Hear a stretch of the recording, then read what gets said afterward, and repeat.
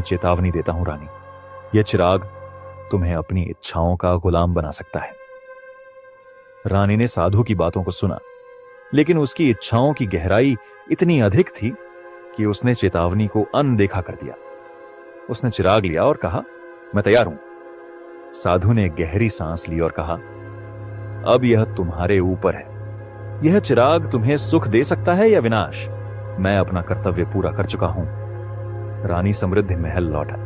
उसने चिराग को अपने कक्ष में रख दिया और रात तक उसे देखती रही।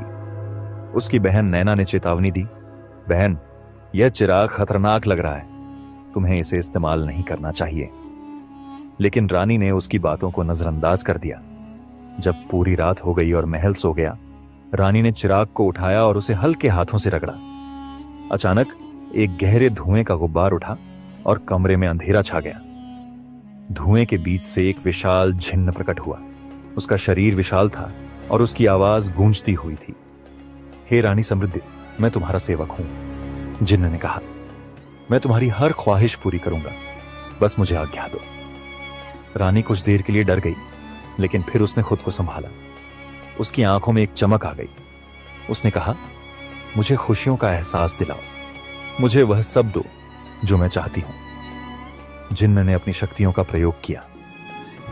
अचानक रानी के कमरे में सुनहरी रोशनी फैल गई। उसने महसूस किया कि उसके भीतर की अधूरी ख्वाहिशें पूरी हो रही हैं। वह एक गहरी तृप्ति में खो गई। लेकिन अगली सुबह जब रानी जागी तो उसे अपने अंदर एक अजीब सी हल्कापन महसूस हुआ।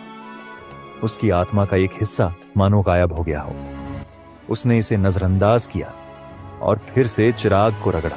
रानी ने बार बार चिराग का इस्तेमाल करना शुरू कर दिया। उसने जिन्न से धन दौलत, विलासिता और सच्चे सुख मांगे। महल का हर कोना अब सोने और कीमती रत्नों से भर गया था। राजा आदित्य भी इस बदलाव को नोटिस करने लगा, लेकिन रानी की इच्छाओं के पीछे के रहस्य को समझ नहीं पाया। महल में एक रहस्यमय माहौल बनने लगा। नौकर चाकरों को अजीब आवाजें सुनाई देती। रात को महल के गलियारों में परछाइयां चलती। रानी की इच्छाओं के कारण महल का वातावरण बदलने लगा था। हर ख्वाहिश के साथ रानी के अंदर का खालीपन बढ़ता गया। उसकी आत्मा धीरे धीरे खो रही थी। जिन्न हर बार चेतावनी देता, लेकिन रानी उसकी बातों को अनसुना कर देती। महल में अब सब कुछ बदल चुका था। हर कोने में ऐसी विलासिता थी जो किसी सपने से कम नहीं लगती थी। दीवारों पर सोने की नक्काशी, झूमर से गिरती हीरे की चमक और हर कमरे में असाधारण सुख साधन। महल अब